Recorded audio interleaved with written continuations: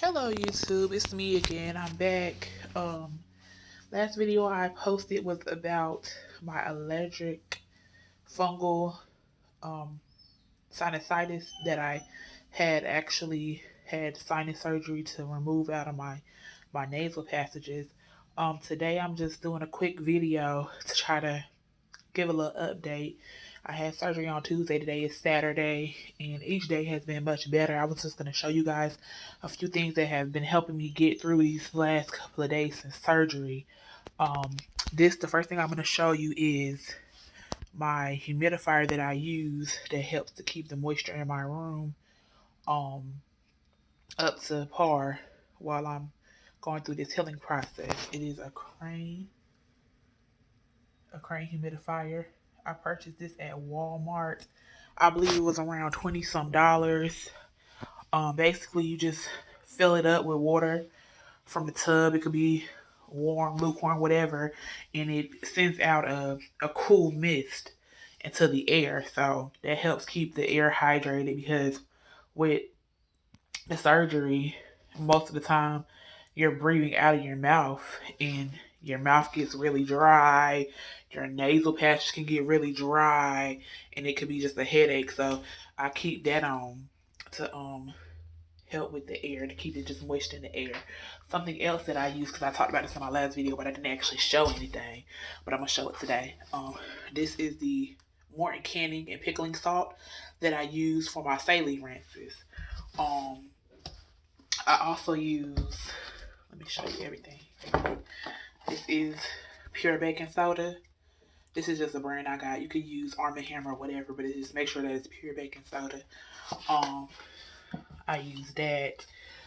Either one to two teaspoons of the salt and 1 teaspoon of the baking soda. This is the Nail Med sinus rinse bottle that I use. The one I got, it came with 1 packet of the saline mix, but ever since then I've been making my own saline mix. And basically I just took water that from a large container, boiled the water, and then I put it in another container. And then every time I make my solution, I just reheat that water because it says to not use tap water. But if you use tap water, you have to boil it first or whatever. So that's what I do. I do that. I do the rinses at least 3 times a day. One day I did it maybe like 4 or 5 times a day. It just depends because in between the rinses, your nasal passage will get really dry, and sometimes it will start to like ache. So I try to keep it as cleaned out and as moist as possible so it won't actually hurt me. Um, Another thing that I've been using are gauze pads and just like the little medical surgical tape, basically, because once I rinse my nose, once I irrigate my sinuses, it still has leakage, so I use those to just catch the excess leakage that's coming out of my nose. Something else that I spoke about in my last video was I'm taking Tylenols, 500, but I actually been taking these as of lately. The Tylenol Sinus Severe. These are really good for if you have sinus headache, sinus pressure, nasal congestion, mucus, and chest congestion. So I've been taking those. My steroids, my antibiotics that are prescribed to me by my ENT. I also been keeping a lot of fluids in my body, drink a lot of water. This morning, I was like, my throat, because from doing the rinses, sometimes you still feel that salt water in the back of your throat. Sometimes salt water does get into your mouth and it's nasty. It can dry out your throat and it can just make you feel just off, period. So this morning with my breakfast, I decided to make peppermint tea. So I drank some peppermint tea this morning and just drank a lot of water, just try to keep everything moist, keep a lot of fluids in my body because I had a pretty complicated surgery. I ended up having to have 2 blood transfusions, so I just feel like I've been like a little off since then. But each day I'm getting better and better, so I'm just thankful to God for that. And another thing I want to talk about with this Nail Med sinus rinse, this thing could be tricky because They say to tilt your head over the sink, keep your mouth open, and then spray and then rinse out from each side. But sometimes the water still hits the back of your throat. So I was watching some other videos and they were saying while you have your mouth open, breathe like Darth Vader, like that. Or they were saying to make a sound like as you're actually rinsing your nasal passages out, and that's going to keep the water from actually hitting the back of your throat. And I did that this morning, and I'm trying to tell you that actually worked, because yesterday, I don't know what it was, but I was doing this rinse and I felt like I was drowning. It was just like the water was just everywhere in my throat and I was just going through it. But when I did that this morning, it worked very well for me, and the water was doing exactly what it was supposed to do. It was flowing out the other side, and it was not in the back of my throat, and I was not choking. Another thing I would say is when you do the rinses, always have tissues and things on hand, because even after you rinse your nose out, when you actually stand up, you're gonna have a lot of drippage that's coming out of your sinuses. It's rooms in there, it's coming from somewhere, I don't know, but I tend to have a lot of drippage, so I keep paper towels, napkins on hand. So after I do my rinse, you're not supposed to blow your nose, they say. To me, it's kind of like it's hard to say don't blow your nose when you have that sensation, especially when you have something that's running through out your nose that's actually dripping out your nose. But I try not to. Like, I'm not gonna blow it hard, but I do a little, just a little, something, because it's like it's draining out of my nose. So I'll take a napkin and just little, to try to stop it from just leaking down my face, because it's annoying, and it's sometimes it's too much. So that's just something that I would recommend to do, but don't like go crazy and blow your nose hard or whatever. But if you have a little extra leakage, you could a little slight, and they also say to suck in also if you have some solution still in your nose, just to breathe it in, and for the most part to come out your throat and you spit it out, whatever. It's nasty, but it is what it is. For the most part, since my surgery, I've had some the post-op drainage honestly has really decreased a lot these past couple of days. So it's more so when after I irrigate my sinuses, then I have a lot of drainage from the irrigation process. But as far as everything else, not really. I feel like I'm getting better each day, like I said. My sinus headaches and stuff, I had a really bad one yesterday. It's just, I would recommend to stay up on your medication. They said to take your medication every 4 hours, so try to stay up on that every 4 hours. Try to take pills, because they said it's better to just be ahead of it than get behind on your medication. Me myself, they prescribed me like the opioids and all that stuff, but I don't really do well with high dosage of pain medications, so I just do Tylenol. Because you can't take ibuprofen, aspirin, none of that. So I just take the Tylenol, the 500, or I take the sinus Tylenol that I just showed you guys, and that works pretty well for me. As far as sleeping, I sleep up right for the first 2 days. I slept in like a recliner chair. As of yesterday, I slept back in my bed, but I was propped up against the wall. I had my pillows. I also sleep with a neck pillow around like the airplane pillows. I sleep one of those because it kind of keeps my head like balanced, and I don't want to, I don't know, I'm just weird about that. They say keep your head elevated. I'm just trying to keep my head as elevated as possible to avoid any excess congestion or any excess swelling or drainage or whatever. I just want to try to keep everything as well as possible.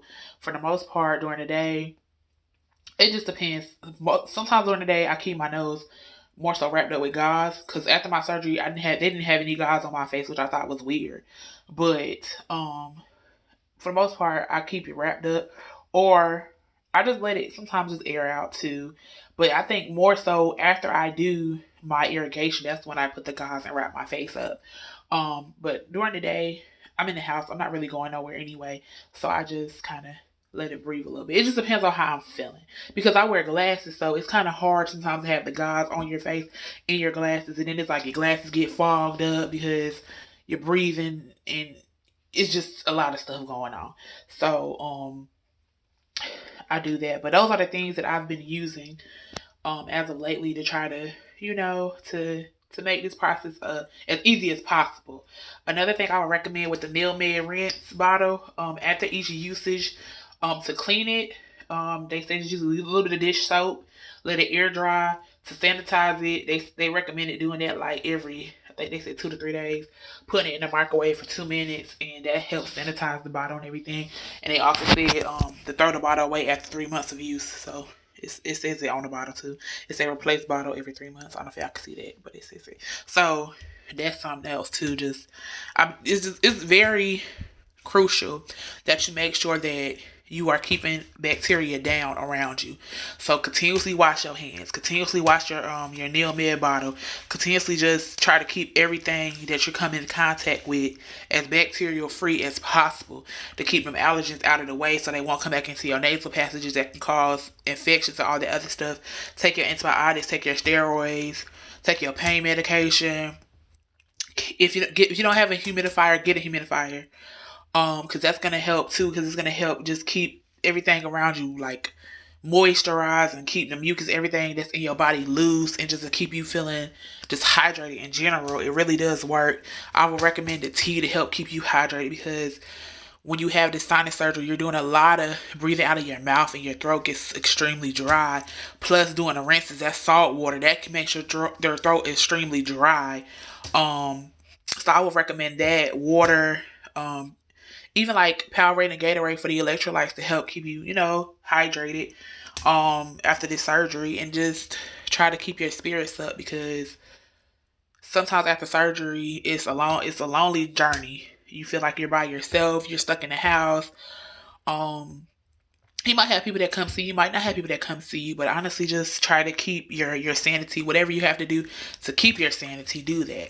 Everybody has their own coping mechanism for things. I don't, judge nobody. I'm not going to tell you what to do and not to do, but to just try to, whatever makes you feel the best you that you can do as you're recovering, do that, because it does feel lonely.